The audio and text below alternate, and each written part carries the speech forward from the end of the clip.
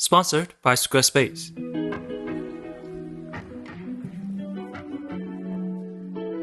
Do you know that Confucius and Socrates lived less than a century apart?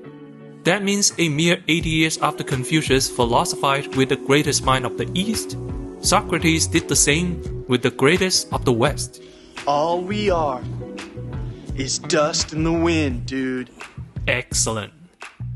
This sort of parallel fascinates me, as it breaks how we usually see history.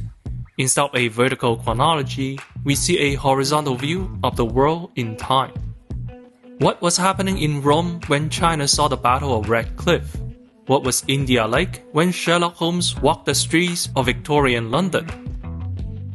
Today, let's check out some of the most famous historical films from around the world, movies you likely have seen but didn't know are set in the same period. Let's examine their themes and stories and find out how we see the past in ways different or similar.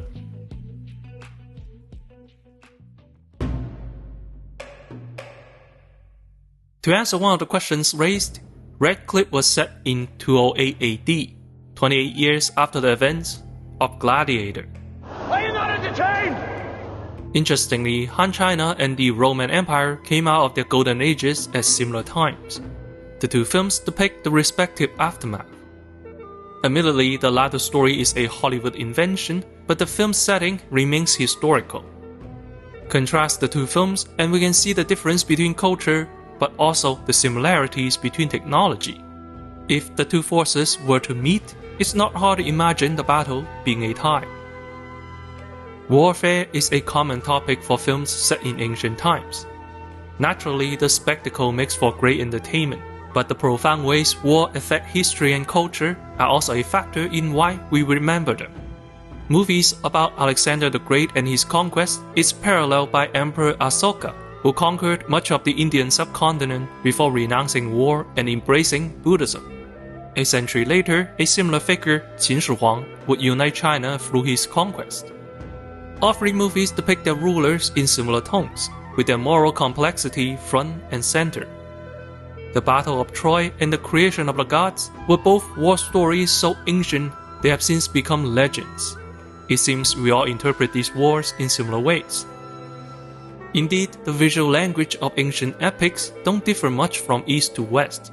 From marvelous grand constructions to marching armies of uncountable soldiers, our imagination of the ancient world shapes the genre, which, in turn, shapes our fantasy.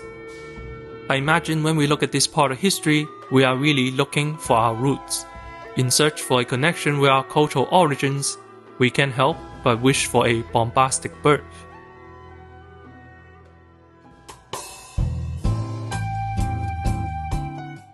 By the way, before Socrates became a fan of Kansas, the band, not the state, Confucius was facing a serious problem. You see, it was the spring and autumn period. China was split into hundreds of small states. Facing such chaos, a question was raised. How would one go about spreading his teaching? Confucius said, "Use Squarespace, bro." And he was right. Squarespace is the best tool to make a website. Neatly organize your teachings? Check. Upload photos and video tutorials? Check. Sell merch to help fund your career? Absolutely. Easily accessible from around the world? That's the point. But teacher, the student asked, "I don't know how to make a website." Confucius said, "Check out the help center."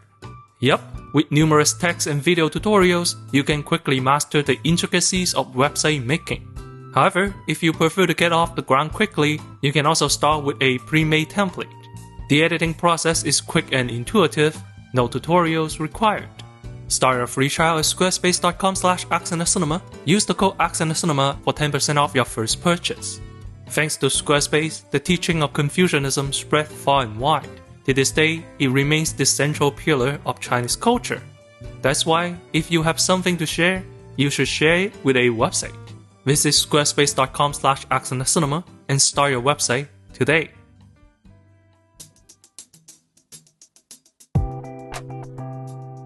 Into the Common Era, we have more than ancient empires and more varied topics and genres. Still, war films dominated. When Sir William Wallace was fighting for the First War of Scottish independence, the medieval Rajasthan in India also fought a war to protect their queen, Padmavat. The contrast between these two films is dramatic, but most of that came from Hollywood's incessant need to dirty up medieval towns and cities when the reality was not that. The East also likes to glam up this time period, making the contrast even stronger.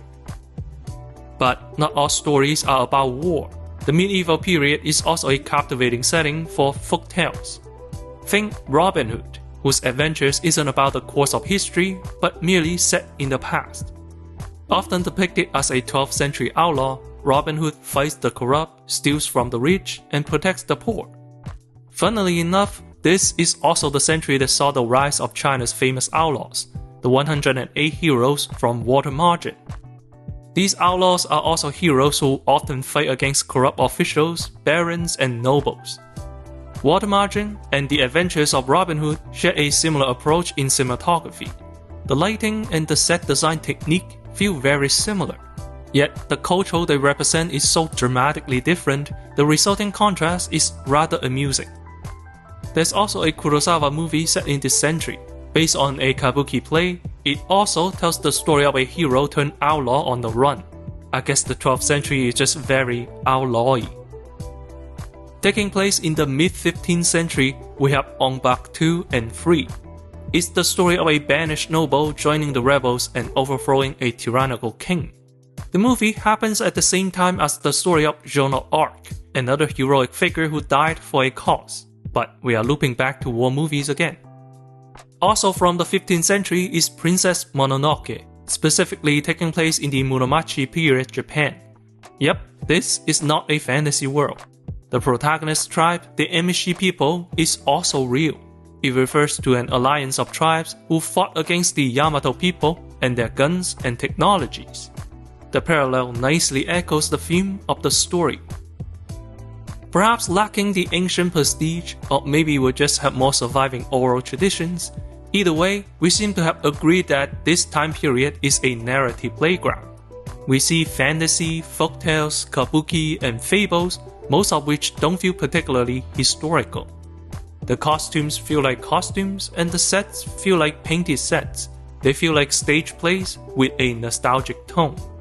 Be it King Arthur, or Beowulf, or The Monkey King, these movies all expect you to be familiar with the source materials beforehand. After all, they are old stories from the past, being retold over hundreds of years. It has become a part of our common identity. I suppose this is why they don't feel historical, but very much cultural.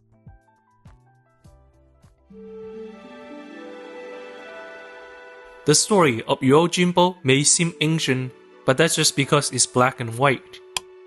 Yep, welcome to the 19th century. Coincidentally, A Fistful of Dollars, the unofficial cowboy remake of Yojimbo, is also set around the same time. The hilarity of this sword movie being encroached upon by a gun movie has not lost on me. For Western folks, the Victorian era was often romanticized. It was the steampunk London of Sherlock Holmes, or gothic horror of Dracula. It was the time of top hats and mad sirens. But for much of the world, including the East, it was a time of massive cultural clash. The East was being transformed by Western culture, often due to colonization. Kurosawa drew a parallel between this era and the period of post-war Allied occupation, pitted a traditional Eastern swordsman against a gun-wielding rascal.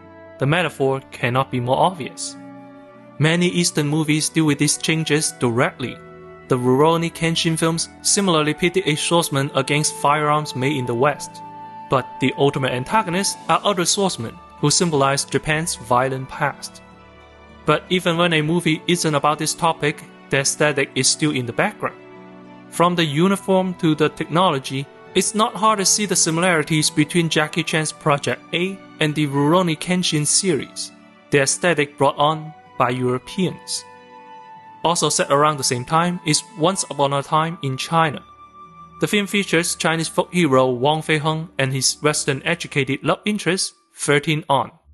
The love story between these contrasting personalities depicts China and its complicated relationship with Westernization.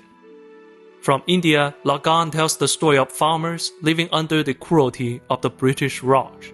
The best way to defeat the British turns out to be beating them in cricket.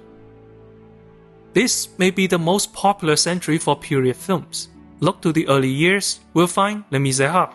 For mid-century films, we have 12 Years a Slave. Oh yes, slavery was that reason.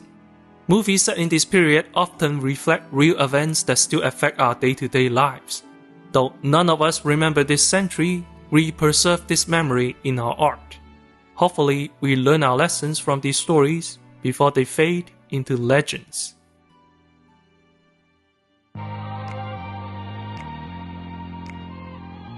By the end of the Victorian era, cinema had become a thing.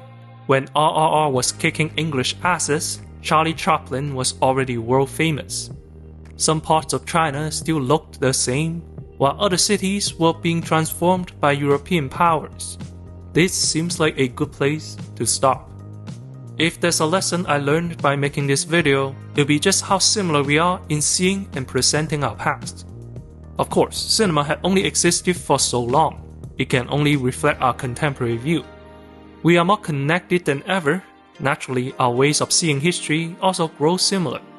Nevertheless, I still hope that a part of the similarity came from our shared human experience. Despite superficial differences, we all look for the same theme in similar stories.